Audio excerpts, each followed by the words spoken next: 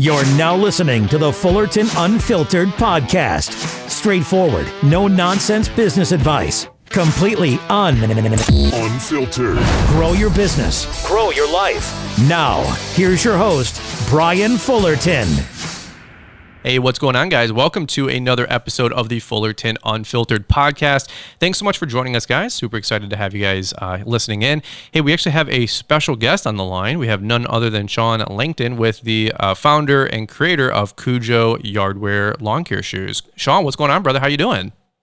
Hey, I'm doing great. How you doing, Brian? I'm doing great. Did I get your last name right? Langton? You got it. Yeah, everybody always likes to throw an S in there and say Langston. You actually nailed it, so I appreciate that. Hey, I'm trying to do my research for all the guests, so that way I sound somewhat intelligent. You know what I'm saying? So, well, if you guys don't know Shawn, Shawn is actually one of the founders of the Kujo Yardwear shoe. And a lot of you guys see me talking about the Kujos on our YouTube channel. We wear them literally every single day. In fact, Shawn, I don't know if I really wore a work boot in the last 24 months. I mean, to be honest with you. So I love my Kujo shoes. They've been a blast. What we're going to talk about on this episode is, no, we're not here to sell you guys Kujo shoes and do the whole deal. I mean, if you want to support Shawn, awesome. We definitely need to, make sales and keep the lights on, right, Shawn? However, I want to hear about your guys' startup story. I did this with Nick Carlson with Mulchmate. We'll have the Equipment Defender guys on with Matt and Dave.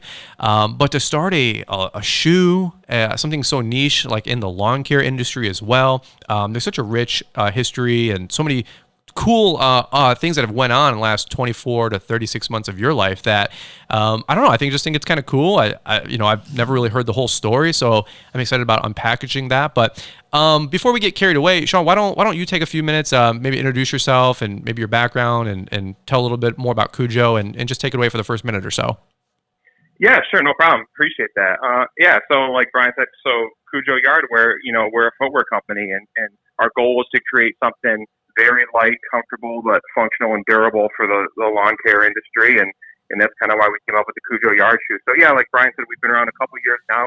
We first started, shipping out our shoes spring, summer 2018. So pretty much 2 years, and it's been a blast. So it's been kind of fun getting our brand and getting our shoes out there and into the lawn care community. I love it, man. I love it. Well, I think you guys have been overwhelmingly met with warm hospitality with the lawn care industry. I mean, it's just such a cool product. I've got a great fun story about how you and I even connected. Of course, we've done a lot with social media, but I literally have this fun story. I'm going to get into it once we hear from the sponsors here. But how I was literally wondering why this product doesn't exist, and literally the next day I got an email from you. And so we're gonna. It's just so many kind of God things in my life and your life, and just weird things, how things connect behind the scenes. So let's do this. We're gonna hear from a quick note from our sponsors, which is the GIE Expo. Guys, a lot of you have already been picking up your tickets to GIE Expo, so we super appreciate the support. We do have an affiliate link in the show notes, so if you guys want to grab your GIE Expo tickets, you can do that and save 50% off early bird registration. So instead of them being $20, they're $10. Please do not delay, for real. If you guys are going to go and it's on your calendar, get them now, because the pricing will go up here in about another month, and it starts doubling, and then it doubles again. So let's do this. Let's take a quick break. We'll hear from our show sponsors, which is GIE Plus Expo, and we'll get right back into it. Hey, lawn and landscape pros. I'm talking to you. Don't let your edge go dull. Your competitive edge. Sharpen your edge at the GIE Plus Expo this October 21st through the 23rd in Louisville, Kentucky. Understand the words coming out of my mouth? Innovative products, latest technology. Talk face-to-face with engineers that design your favorite equipment. Then step outside and dive into the hands-on demo area, where you can drive, dig, and compare equipment to your heart's delight. Am I wrong? No, you're not wrong. This year, the wow gets even bigger with the new UTV test track, the hands-on drone zone, and free parking. Register now at GIE-expo.com, and we'll see you in Louisville, Kentucky this October. All right, guys. So again, thank you so much for supporting GIE Plus Expo. Those guys are super excited about seeing all of you guys down in Louisville later this year in October. So let's get back into it. Shawn, the Kujo Yardwear phenomenon. I mean, that's kind of how I look at it. I talk to guys like Nick Carlson about like manufacturing and like creating something from inception. So to create a shoe, I mean, literally, I think it's like the coolest thing ever. Who doesn't want to create something like a custom shoe and or a custom product? And you're always like, how do you do that? You know, how do you go about all this whole process? And so, let's talk about the whole lineage, man. We got a few minutes. We can plant it here. Would you mind going into your background? Like, of course, you didn't just start with Kujo. You had a career before this. So why don't you take it away? Give us the rundown of the early months of the inception of Kujo. Yeah. I'd love to talk a little about it. So you mentioned how, a shoe company is like a cool thing. Well, yeah, I agree it is. And when I was a kid, I loved shoes, loved them. Like I was, I always wanted the new Jordan, even though, my parents wouldn't get them for me because they're too expensive. Like, right. But I was a kid I was drawing shoes and designing shoes, and just in my own rudimentary way. I wasn't like totally skillful at it, but I had a passion for it. So, whatever, that was something as a kid I always loved. Fast forward, I get into the real world. I never got into shoes or anything. And, I had a few jobs and I worked, when I was, younger, I worked construction for my dad, actually. He owned a construction company. So okay, sure. All through high school and into college for about 8 years, built homes and did all kinds of construction. And that's when I realized I hated heavy work boots. All the older guys on the crew were all wearing their boots, and I tried those and I hated it. I always loved wearing my Nikes, something light and comfortable when I'm on my feet. So, sure. So that was kind of planted when I worked construction for 8 years. And then, I had different jobs in consumer products, actually. Like I worked for a lawn and garden products company, and we helped create products. So that really opened my eyes that, oh, hey, you can like create a new product from scratch. And it really like opened my world into that whole situation, which was really cool. Okay. So that was kind of my background into this. And then what it really hit me was, when I was a homeowner and I started working on my yard more and more often, and I was wearing my old Nikes, slipping on a hill, my feet were getting wet from the dewy grass. So I'd be waiting till noon to even get out there because I wanted the dew to dry so my feet wouldn't get wet. And I'm like, there's got to be something better out there. There has to be.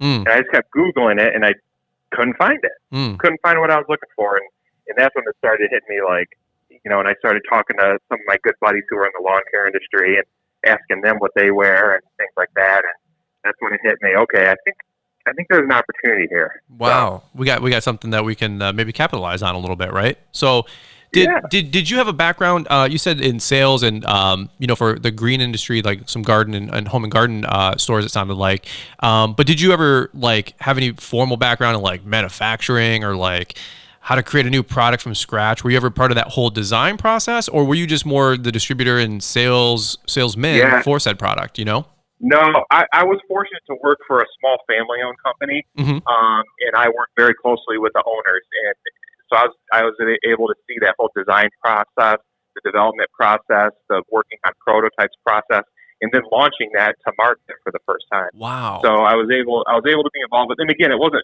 footwear at all. It was we were actually more of like decorative lawn and garden. So like we were creating like wind chimes and garden gnomes. Nothing groundbreaking, but it's actually kind of fun. Okay. But to your point, that's what it really opened up my mind. Like, wow, okay, we could do this.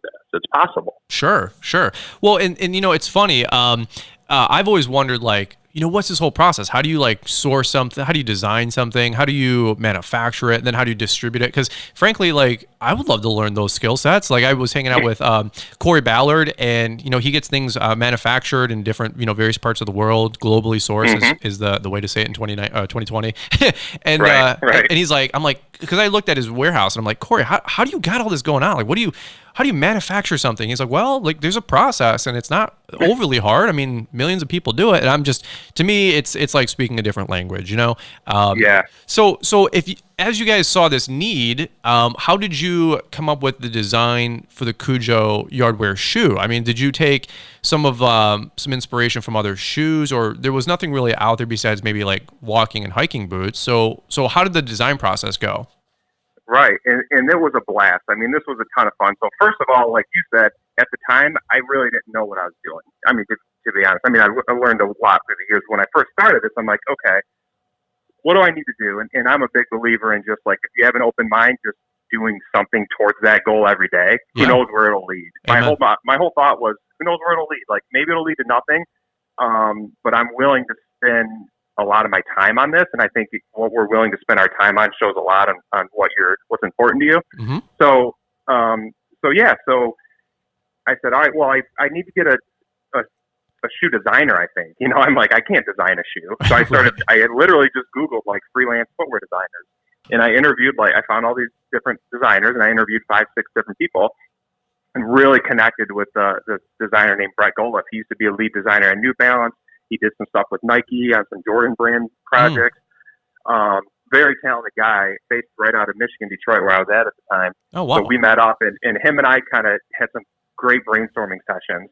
And I said, I had a pretty good sense on what makes a good shoe, but I said, I got to get more feedback. So I spent about a year and a half researching with lawn care guys who worked in lawn care and landscaping. Mm-hmm. I talked to some shoe store owners, like independent shoe stores, and I talked to them about, fit and comfort. And, they talk to customers every day, like, what do people like for comfort and things like that. So we sent out surveys and research and got feedback to really learn what are the most important features. And it really, I'm glad we did that research, because it ended up being a little different than what I had originally expected. Okay, so sure. It was a really cool process. Okay, so you just Googled how to design a shoe, like freelance shoe design. I just find that fascinating. Like it's amazing what you can find on Google or YouTube. You know what I mean? And like people ask me all the time, like, how do you do YouTube? I'm like, I Googled how to do YouTube.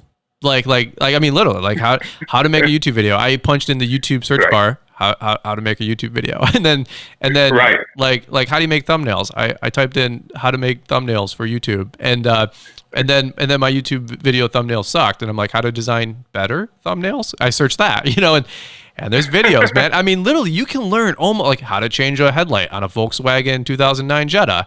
There's a video. I'm like, it's insane, dude. Do you think that if you tried to design this 20 years ago without the internet, do you think it would have happened? To be honest with you, like just honestly, no, because it would have been really hard. I guess. I mean, what do? You like call up white pages, like design schools and be like, any shoe designers that went to your program? Like, I don't know. I don't even know how I would find them back. The white pages, like you said. Yeah, no, it's definitely so much easier now. And again, not that I Googled, how to design a shoe made me qualify to start a shoe company, but that was the start. Right. That's when I started learning, and right from the start, it's like, well, I can't do it by myself. So I have to partner with the best people in this industry. And that's where I found Brett, my designer. And then after that, he led me to, he created the whole design with me. And we had this, what's called a tech pack. And it's like, okay, we could take this to a shoe manufacturer now and they could technically produce your shoe. Okay. So I'm like, that's really cool. Like, that was a big achievement. Huh. Then I'm like, okay, now I got to figure out a shoe factory. That's the next step. So it's like, just one step at a time, just kept trying to figure it out. That is so cool. I hope you guys that are listening find this as engaging and like wow as I do, because Shawn, I mean, we get to talk to guys like Nick Carlson with Mulchmate. I get the Incredibottle guy. I forget his name. I'm sorry, but all these cool niche products that I've never seen before, the grass flap, or a lot of the Ballard products. Another one is Rick with Hurricane. I mean, he's always another great example. He made a stand-on blower. You're like, a stand-on blower? Like, that's dumb. Well, I mean, 2 years ago, the guy sold it for 8 figures to Billy Goat. I'm like, that's not a bad sale. You know what I mean? And so, right. I see so many guys that watch the YouTube channel that I get to talk to, and they're like, hey, man, I got this really cool idea, or software is huge. Everybody's got an app, and some are good, some of them stink, but it's just cool to see, if you're a lawn care guy and you come up with this niche product, dude, you could literally bring it to market in 2 to 3 years and maybe revolutionize the industry, and so. Shawn, I don't know about you, but do you ever, when you go to the GIE Expo, I know you guys have been there many and many a time, but do you ever get a chance? I know you guys are super busy managing your own booth, but I always try to encourage people to sneak out and run to the new product lines and the new product section of the GIE Expo. Yeah. Do you know what I'm talking about? Those smaller companies where you get to see what's totally new? Yeah, I think that's like the most fun stuff to go look at trade shows personally. You know, I'm like, yeah, there's Toro, yeah, there's Exmark, and you kind of like get numb from it. But I love going to all those little smaller companies and seeing like the Shurikans and the Isotunes and the Kujo. So, okay. So let's do this. So just if you want, just keep up on the lineage, man, because this is the timeline. This is so cool to hear. So you guys had a designer, and he created this tech pack you were talking about, and so then what do you do? Do you go sell it and pitch it to like an Adidas or a Nike, or what's the process look like from there? So that's the thought process, right? So again, this is still super early. Like, so what do? So that's one way to go, right? So I could go to these bigger brands and see if they're willing to license my product. Okay. And then maybe I'd get a royalty or whatever. Yep. So I really thought about that, and at the end of the day, I said, you know what? I'd rather just have full control. I'd rather create a brand. I'd rather just try to do my own thing, because it's just, honestly, it excited me way more just to try to bring a total new brand to the market. Sure. So fortunately, Brett was like, hey, there's this company called Atavo. They're in Minneapolis, and they help startups shoe companies. Like, they're in the industry. They have factories all over the world. There, you mentioned the global supply chain.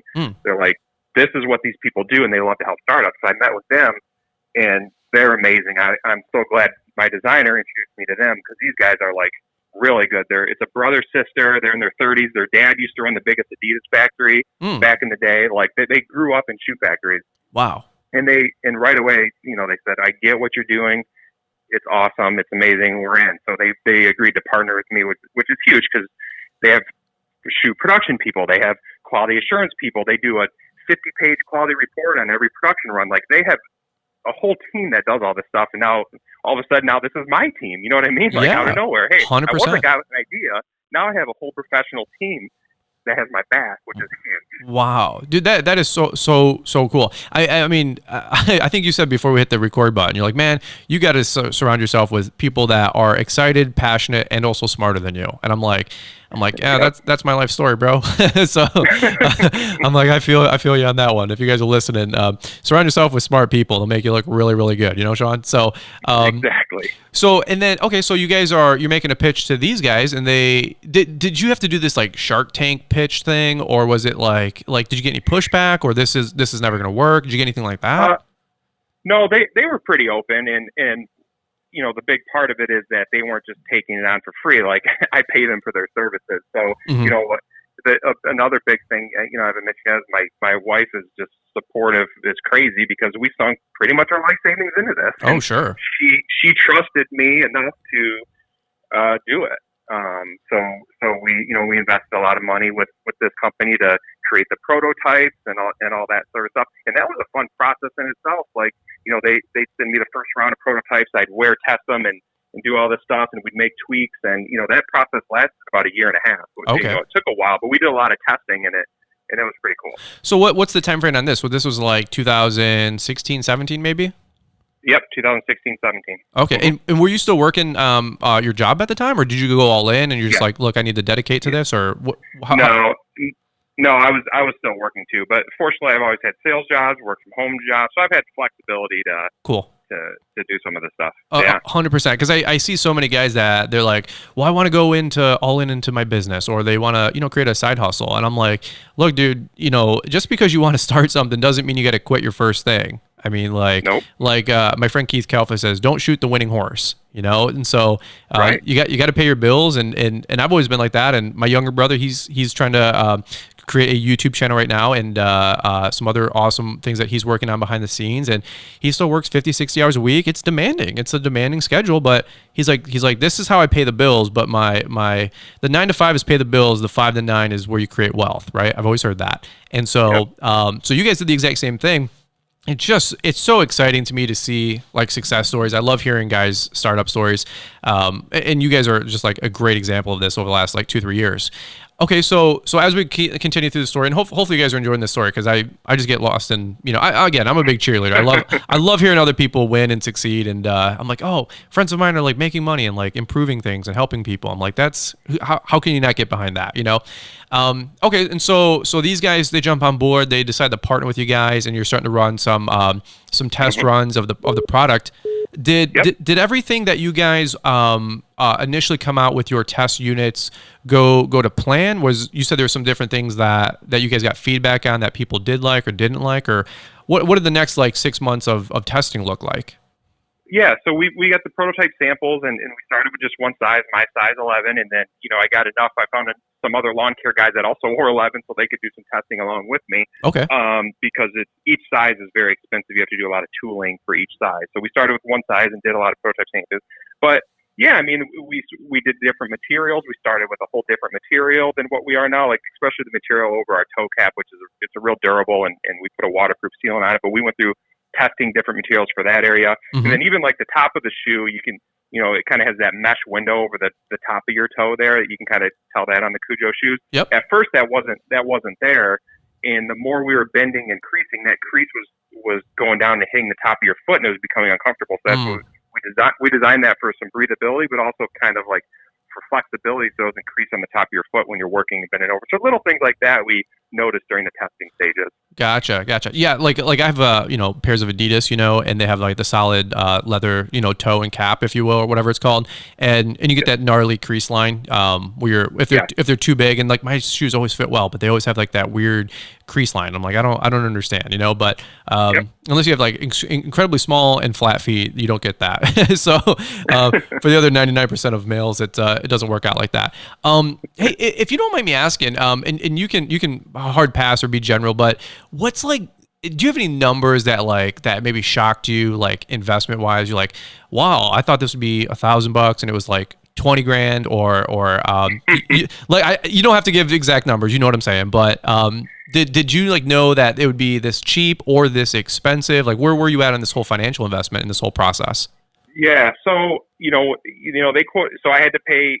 Brett wasn't the cheapest shoe designer. He was. I mean, we're talking thousands of dollars to get through the whole process with him. And then with the development, there's cost for the tooling, but there's cost for them to do their developing and sourcing materials and all that. And that was, tens of thousands there. And then once it got to, if we decided to do a full production run, that's where it really hit me, because I kind of mentioned before, each size of a shoe you have to pay up front for product tooling, and every size has multiple toolings, and that was multiple thousands of dollars for every single size. And I mean, we're running a big size run, from like men's 5.5 to men's 14.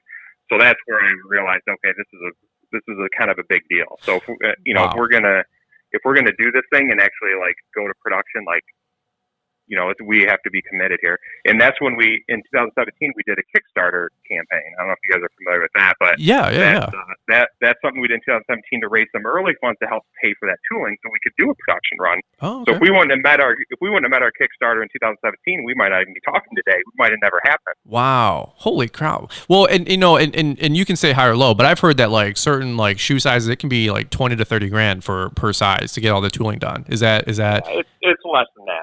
It's less than that, but it's still a chunk. It's still a chunk. Yeah. Wow. Well, I remember you saying something, we were talking maybe a year ago, and I was like, hey, Shawn, do you guys have any like 15.5s? And you're like, we want to go up to 14. And I'm like, why not? You're like, because it's a lot of money.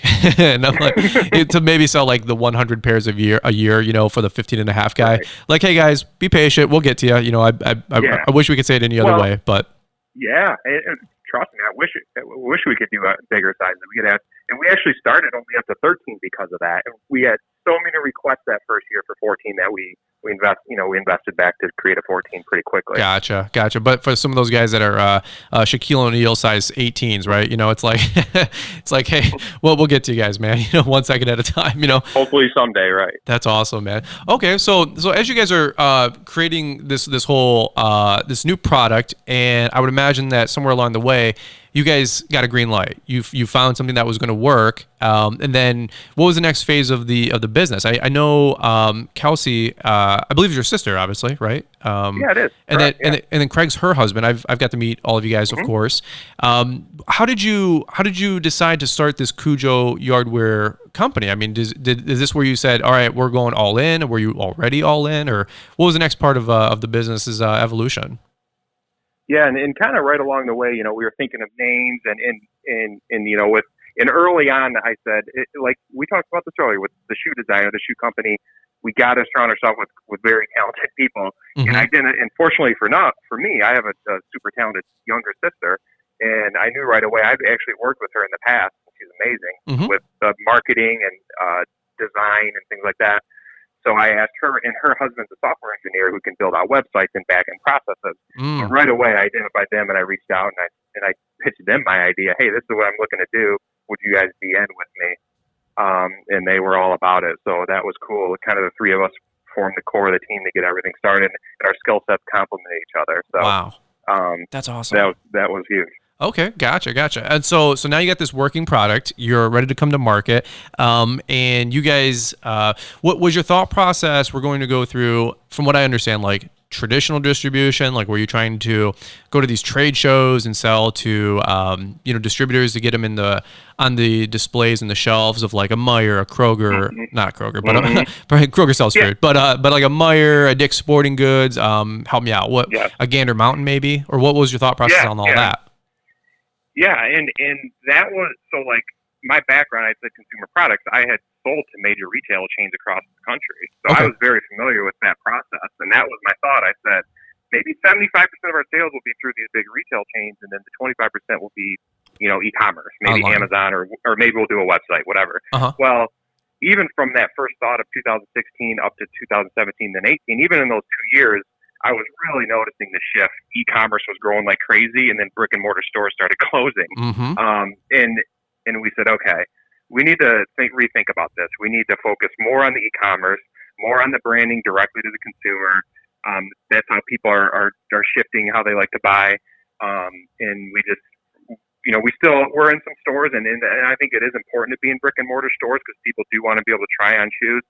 But we crafted our strategy around e-commerce, and I'm glad we did. Yeah. Wow. That's so cool. I mean, I've got a lot to unpackage there. So if you guys are really enjoying this, because we're going to talk about how Shawn and I got in contact with each other.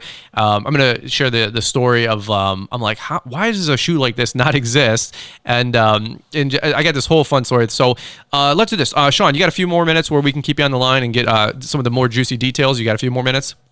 Yeah, absolutely. All right, cool deal. Well, let's do this. Let's hear from our show sponsors again and just take a quick break. I'm going to get a sip of water here, which is the GIE Plus Expo. Again, if you guys have not got your ticket, definitely do so. We'll leave that link in the show notes. And by the way, for the hundreds of you guys that are already getting your ticket, super appreciate the support through the affiliate link. It goes literally right back into funding the hobby, which is creating all this kind of fun content for you guys. So let's do this. Let's take a quick break here. We'll hear from GIE Plus Expo, and we'll dive right back into it. We want to thank the lawn and landscape community for making GIE Plus Expo their place to reunite as an industry. Like a family reunion, thousands of dealers, landscape pros, and contractors return annually to network, share ideas, learn best practices, and make new friends. It all starts Wednesday, October 21st with the opening reception and continues into the night with free concerts in downtown Louisville. At the show, you'll have the opportunity to share experiences and brainstorm new approaches to your business challenges with friends and like-minded professionals. You don't want to miss the opening keynote, Secrets of Being an Effective Leader, presented by retired Navy 4-star Admiral James Stavridis. Register now at GIE-expo.com, and we'll see you October 21st through the 23rd in Louisville. All right, guys, again, thanks so much for supporting GIE Plus Expo. Always great to have those guys sponsoring the show. And, of course, look forward to seeing you guys down in Louisville in October. By the way, it's always going to be a fun time. It's a barn burner. It's 3 days of just nonstop equipment, food, and fun. And, Shawn, you guys will be there, right? So Absolutely, we'll be there. We love it. I love it, man. It's always a good time. 4th Street Live. You get to see people like in their natural element. People get to eat food, hang out. We're not always talking shop. Of course, we all end up do talking shop because it's in our bones, right, Shawn? So, but yeah. So let's do this. The next phase of our conversation here is where I got to bump into you guys, and so this funny story kind of happened where, I've just personal note, I had been wearing Red Wings boots, the 435 for like a decade. I love Red Wings boots. They are a great boot. They make some really good quality product. There's a store literally a mile down the road from where I live.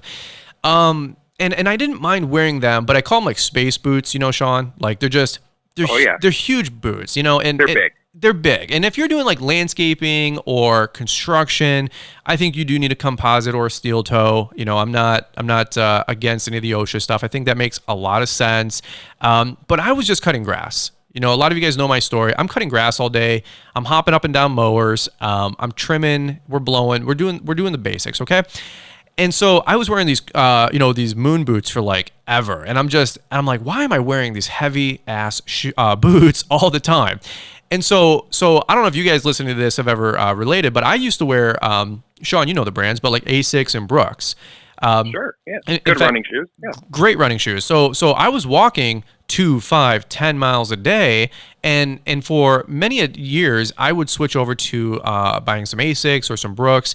And, you know, they're good quality running shoes. In fact, I just bought another pair like a week ago, and they were $130. And so I would buy a new pair every year. It was just like a regular expense. But my problem was that they just never held up. They never lasted. I mean, there was no running shoes don't have any arch support typically. Now some of them do, but they're usually like flat or they're pronate. You know, there's different ridges in them, but they're not like designed to be worn 8 hours a day, right? And so like you go on your run for 30, 45 minutes, you take them off. Well, and then by the way, they're all mesh. They all breathe. And so it's all that netting, that mesh. And two things. One, they wouldn't last up durability wise from all the mowing grass and the stones and the rocks that hit your feet. Or number two, the morning dew, right? They would get soaked. So, and this was such a weird, just workflow for like a decade. This is what I did. I wore my work boots until about 10:30 a.m. or maybe lunch. Like clockwork, I would rip my boots off and throw on my Asics or my Brooks and finish out the day. And it worked, but it was really weird. You know, like that's not something we want to be doing, right? And so I was literally complaining I had one of my guys in my truck, his name is Aaron, and I remember the moment like it was yesterday. I could tell you the exact lawn, the exact day, like the exact minute. I was complaining to him. I'm like, I just put my shoes on. He goes, "What are you doing?" I'm like, "I'm putting my shoes on." And I said, "Why doesn't anybody come out with a freaking lawn care shoe that's waterproof that I could work in all day that's like a hybrid of a running shoe and a boot?" And I swear on my soul, whether it was an hour later or a day later, I can't remember, but I get a little email that comes in, Shawn Langton from Kujo Yardwear, partnership opportunity or whatever the title was. And it's like, and I'm like, what's this? So, I'm like doing the YouTube thing. I'm like, Mr. Successful with like 5,000 subs or whatever, And so I open up this email. It's like, "Hi, my name's Shawn. I'm from Troop 42. I make lawn care shoes that are designed to withstand water and dew in the morning. And it's a hybrid between an Asics shoe and a boot. Would you like to test them out?" And I'm like, okay. And I'm like kind of a conspiracy guy. I'm like, all right, I know Facebook and Google are listening to my phone and what I say. We all know that. But I didn't think it was that good. You know what I'm saying, Shawn? So I get this email and I'm like looking around for like a hidden camera show. Like I'm trying to get punked, and I'm like, no way. Like somebody literally came out with this idea and I wouldn't have moved on it anyway, but I'm super glad you guys did, Shawn. And so anyway, you reached out to me. It's been 2 or 3 years from now, or by now, I don't remember every, thing, but I think I called you later that evening or the next day. I do remember I was at the Target parking lot in Wixom, Michigan, and you and I hit it off because you were from Michigan. You were about 45 minutes down the road from where I live. That's right. You had so many different things in common, so many different things background-wise. I just remember having a super pleasant conversation with you. And you say, well, hey, dude, like, we'd love to send you out a couple pair to try out. We see like this lawn care influencer space being an opportunity to break into. We'd love to tap into this market and your audience. And I'll be honest, and Shawn, I was even talking to you this about before we hit the record button. Like I'm really protective of like my audience. Like I don't overly promote. I mean, I have 6 or 7 products that I really do promote heavily, but I get 5 emails a day of companies wanting to sell stuff to like our network. And I'm like, no. Because they just think I'm this like marketing arm and like free advertising for them, Shawn? And, and I'm like, no, dude, like not only do I value my viewers and my fans, I call you guys fans, but like the fans and like the audience's experience and what I promote to them. But if it's not good enough for me, I'm not promoting it to them either. And so when this shoe came out, I said, Shawn, I'd be more than happy to. Let's maybe work on like an affiliate partnership. I think that'd be really healthy for both of us. And you were open to that. And I said, but before I promote anything to anybody, dude, I know how quickly my walking shoes deteriorate. And I said, I'm gonna put your shoes through the ringer, bro. And you said, bet. And I was like, sweet. So I said, why don't you send out 3 pair? Because I just said like, hey, let's see where this goes. So I had you send out 3 pair, one for me, one for my friend Brandon, and one for my friend Mike. And I don't know if you remember all this, but I do. And I remember it. Yeah. Yeah. And I saw this box coming because my attitude was, this was like March, April, May. I think it was like May by the time I got these shoes. And we'd only been talking for maybe 2 weeks or so. And I said, well, I want to promote these to our audience because I know they're all going to want new shoes going into spring and summer, but I'm not going to stamp my Brian's Law Maintenance seal of endorsement on them if they're junk. And so my attitude was, give me 2 weeks to test these out. Over 3 different guys, that's like 6 weeks of testing, right? It was my attitude. And so we can, Bedell does more landscaping. So he's using like, flat shovels and shoveling rock and he's doing different things. You guys know my friend Brandon, he's doing landscaping. So he's pruning, he's on ladders, he's, moving wheelbarrows. So his foot pattern is tracking what he's like the different surfaces, right? So I'm kind of doing all this like field testing in my eyes. And then me, and I think even my employee at the time, maybe we all had a pair of shoes and we're doing the walking for the mowing and the maintenance and wearing them for 8 hours a day cutting grass. And so I think it was like 2 weeks later, I get back in touch with you and I'm like, Shawn, and you're like, what's up? And I'm like, dude, these are incredible. and you go, you think so? I go, dude, I know so. Like you guys have a home run, amazing product. I'm super, super excited for you guys because I think this is really going to change the game. So that was my cool, fun story about how I got introduced to Kujo Yardwear. It wasn't like, hey man, like if you sell these, you're gonna get rich.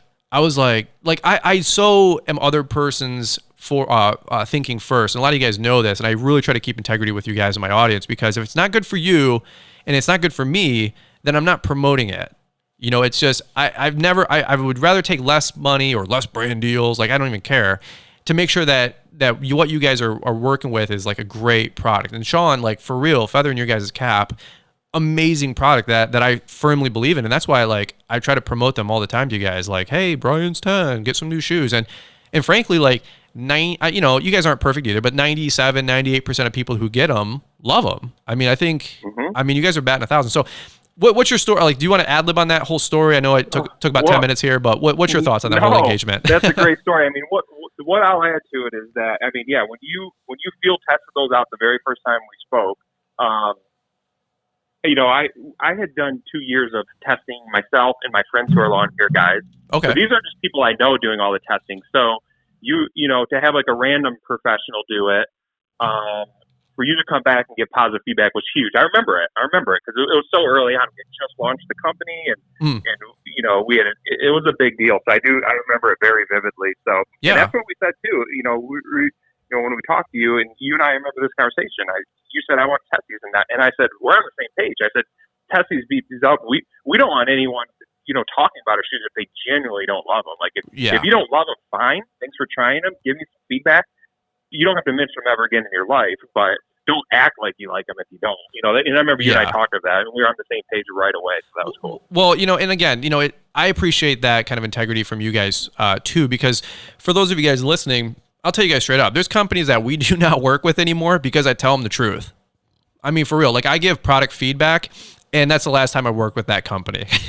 and so like sometimes I get accused of being a sellout or over promoting. And I'm like, listen, dude, there's companies that like vehemently do not want to work with me because I put their stuff through the ringer. And some of you guys have been with me for a while. You know what brands and you've seen some videos, and Sally and I have done some together. And, sometimes like the product isn't up to snuff. Sometimes it's not that good. And so the companies that do come to us, usually I'm like, okay, I'm not sand where I'm going to roll over it with a skid steer, because sand's an animal, but I'm like, look, I am going to put this through the ringer because I'm not going to put my name on something just to make a couple bucks. Like I've tried to really not ever take that approach with my YouTube channel, so it's so cool to have the best of both worlds between a work boot with that tread that's underneath, and then also like a walking shoe, like an Asics or a Brooks that breathes, that they kind of form fit, to your feet. Mm-hmm. And frankly, I'm wearing them right now. I'm in my podcast studio. I've been running laps today, and I've been wearing my Kujos all day. And so beautiful. So let me ask you this.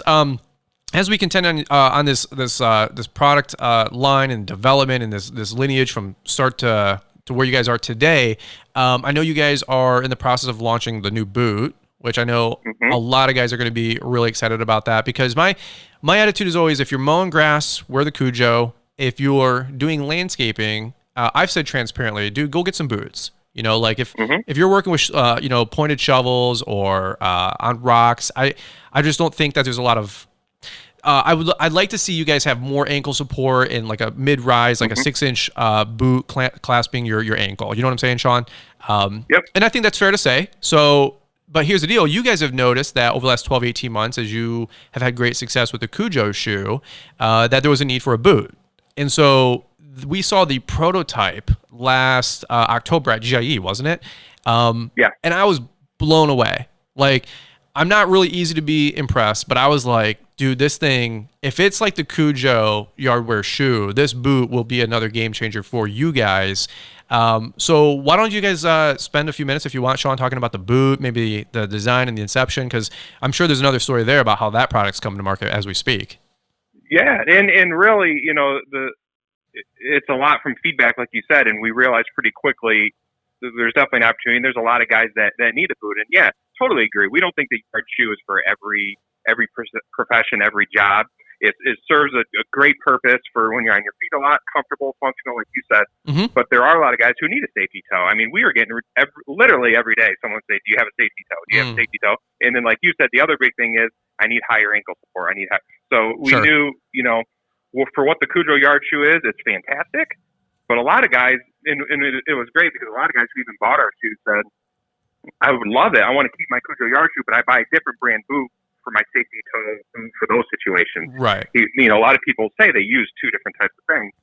And, they gave feedback that that they wanted both. So that's why we did that development and we created the boot. And like you said, it's a 6-inch boot, more ankle support. It has a composite safety toe because composite's lighter than steel. And we said, okay, it still has to be what people love about Kujo. It has to be light, comfortable, flexible when you're on your feet all day, very comfortable and light, and still breathable. So we try to pack in all the same features, but it also does the safety toe protection, taller ankle support, and actually has higher up and better waterproofing than our current Kujo shoe as well. So it's just a little more of a protective boot option. But you're right. It turned out fantastic. We're super pumped about it. And that this podcast is coming out mid to late May, but this should be out in the next 6 to 8 weeks. I know COVID. Let's be honest, guys. COVID is like just leveled everybody everywhere. I mean, globally.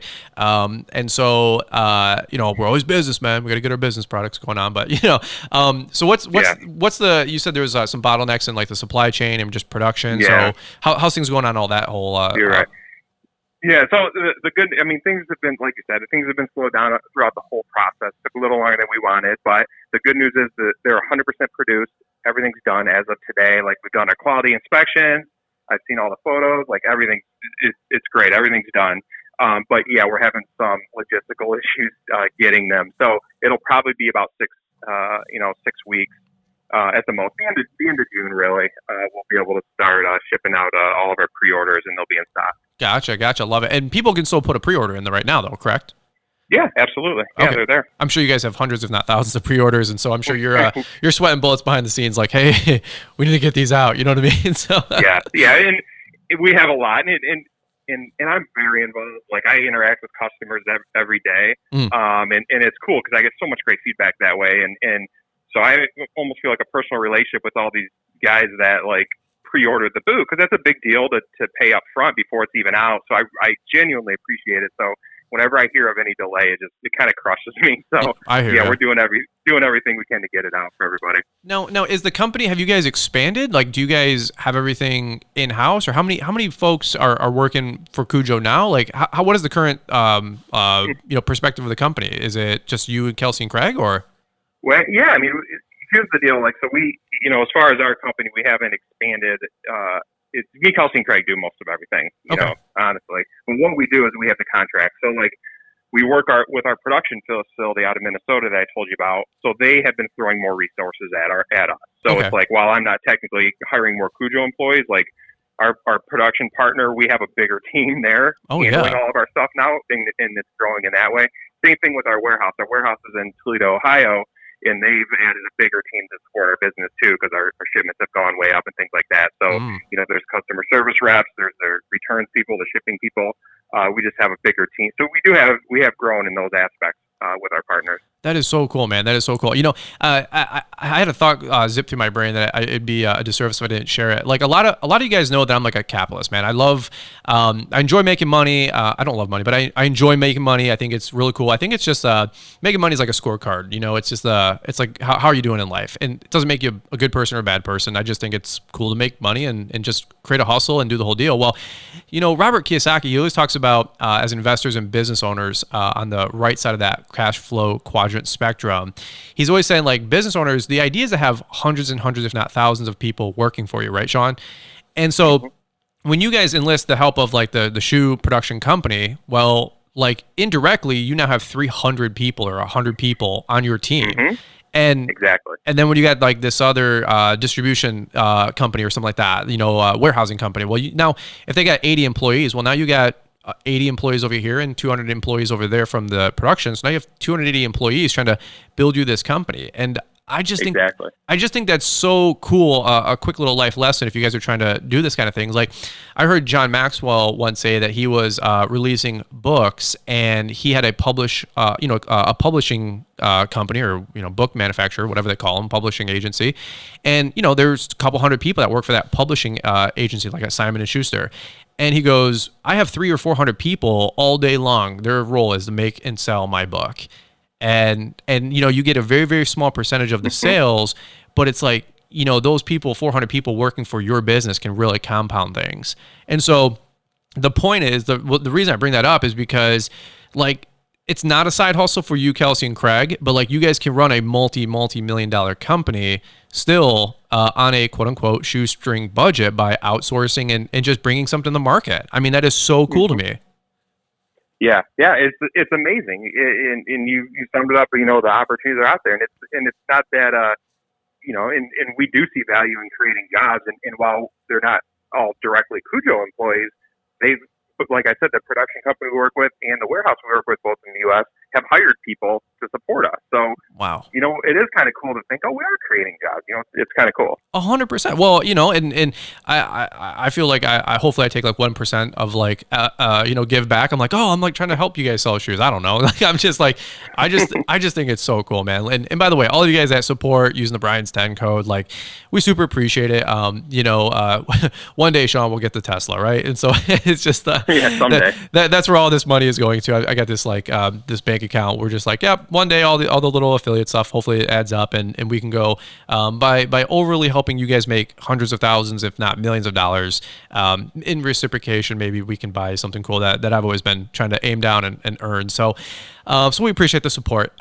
Hey, you know, last couple of things. What about like anything in the future? I remember before we hit record, you were alluding to trying to create maybe some workwear in the future. Are there other you know, things on your horizon for Kujo to expand into, like shoes or pants, or well, you got shoes, but like pants or socks or shirts or any cool stuff, or anything you can let us know about? Anything cool coming down the road? Yeah, so nothing definitive yet, but yeah, we were talking about a little bit.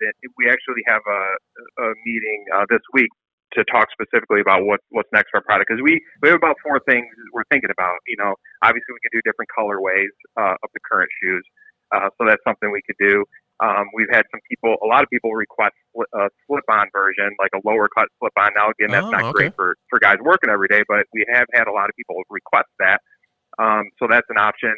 We've had a lot of guys request work pants. So that's something we're seriously looking at right now. And we just talked with our development production facility about doing some prototypes of some potential work pants. And of course, like, you know, gloves or socks would be kind of an easier development thing. I'm not 100% sure if we want to go there yet, but you know I don't like to just make unilateral decisions. So what I'm probably going to do after our meeting this week is put out probably a survey to all of anyone who's ever bought a pair of Kujos, and maybe just have them rank, what they think would be some great new product launches and get everybody's feedback on it, because I think that'd be really important. That is so cool. Like it's exciting to see guys like you take feedback from like the field, I call it, because IsoTunes, I was talking to one of their developers, and they were like talking about some things that they're releasing in the next couple months, which I can't talk about because I get in trouble. But I was like, they sent some surveys out, and I was like, no, it should be like this color and this style and this price point. And they're like, really? I'm like, yeah, like that'd be a banger. And they came back and they said, we can do all that. And I said, you'll have a home freaking run. And so it's just so cool to hear you guys take feedback from all those different things. And honestly, as well, like I know you guys aren't just trying to, like you said, rush junk out to the market just to make a buck. Like I totally respect that too, which is really cool, So yeah, I mean, we don't want to just like launch products that have a bunch of products. Like if we're going to do it, like it needs to be really good and solve a problem. That's the yard shoe. We tested it until we felt so confident this was a great shoe and it solves a specific problem.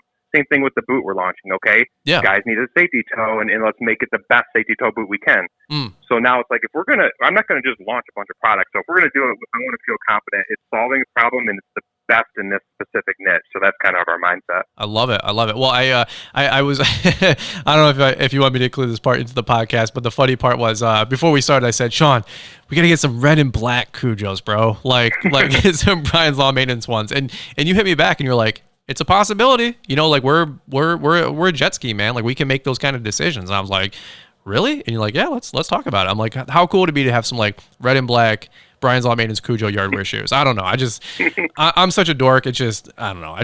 I'm thinking like how bees are attracted to like yellow or whatever. Maybe I'm just attracted to red and black. I don't know. So, but we'll see where it goes, man. Like the future's bright. You know what I'm saying? So that's right. Anything's possible. I love it, man. Well, let's do this. This has been just a really, really good conversation. I just really enjoy you, sharing some insight on your guys' whole story. I think it's just really, really cool to see, a manufacturing success story in America in 2020. I mean, you can't get more grassroots than that. You know what I mean? One thing I try to leave our audience, Shawn, is like just like open mic, for a minute or two. Is there anything like any tips or things that have kind of cemented your commitment to this whole process, or any pearls of wisdom, that you want to leave with anybody? Whether it's just appreciating people for the support of the business, or even a pearl of wisdom about if somebody wants to go for their dreams. Do you got anything in between that has kind of guided you over the last 36 to 48 months? Yeah, sure. I mean, well, first of all, I do just want to thank, I know probably a lot of people listening right now might have, bought a pair of Kujos, so genuinely appreciate it so much. And like you mentioned last time, I appreciate the feedback, so keep it coming. Like, post those reviews, email our support. I read every single email that comes through, literally, from someone, saying either what they like about the shoe or what could be improved. I mean, so genuinely really appreciate all of that feedback. And I mean, we've literally, our yard shoe's been around 2 years. We've made 5 tweaks to it already, 5 improvements based on feedback from the guys. So wow, that's awesome. We expect to see the same thing once we launch the boot. I think it's great. It's probably not going to be perfect. Give us some feedback and know that we'll quickly fix it. But first of all, really appreciate everybody's support, getting us where we're at. But I kind of mentioned it earlier. I think the biggest thing is, having an open mind, and like, this is what I always talk about with my wife. Like, what's our perfect life? Like, what is the perfect life? Don't just sit and complain about what life is. I'm not saying anyone out here does that, but it's like, I would get to the point in the past, like maybe I complained about a previous job. Like, instead of just complaining, visualize what would be the perfect life, and then go for it, and then work towards it every single day a little bit. And that was just kind of mindset. It's kind of simple, but I think it really kind of opens up things.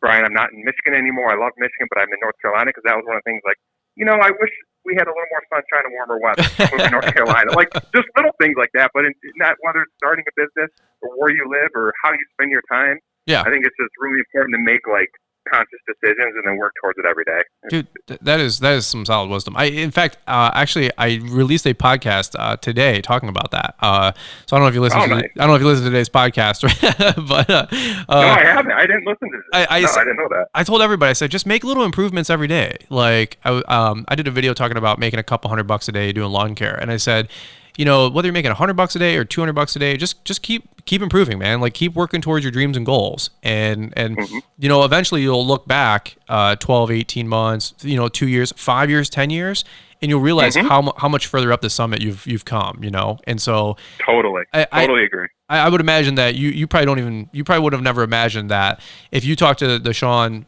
you know, 4 years ago, that you would be at where you're at today, you know, and you would have been like, dude, get out of here. You know what I mean? So right. That's awesome, man. All right, well, cool deal. Well, hey guys, you know, beyond appreciate you guys listening this far in. Of course, thank you to the show's sponsors, GIE Plus Expo. Of course, don't forget to get your registration taken care of ASAP before you know, early bird registration goes up sometime here in July. And then again, if you guys want to support Kujo with the Brian's 10 code, I think it saves you guys $10 and free shipping, which is really cool. So don't forget to do that. And if you guys have any questions on them, like Shawn said, shoot them an email. They're active on Instagram. Shawn, what's the Instagram for Kujo? Yeah, it's just Kujo Yardwear on Instagram. All right, and then you guys also order at kujo.com, which is really cool. So, Shawn, thanks again for taking some time and joining us on the podcast, brother. We really appreciate it. Thanks for having me, Brian. Always great talking with you. Love it. All right, brother, you betcha. We'll take care, and we'll catch up with all of you guys on the next one. Thanks for taking the time to listen to the Fullerton Unfiltered podcast with Brian Fullerton. We hope you enjoyed this production. If so, please consider leaving us a 5-star review for the show. While the techniques and ideas presented here are designed to help you grow a more successful and profitable business, no one can guarantee these results for you. We want to emphasize that entrepreneurship is not easy, and the ideas presented here are just the opinions of Brian Fullerton and his respective guests. No one can guarantee success for you. That being said, we hope the ideas presented here help you and motivate you to go on out there and crush it with your own business. Fullerton Unfiltered Podcast. Thanks for listening, and we hope to see you on the next episode.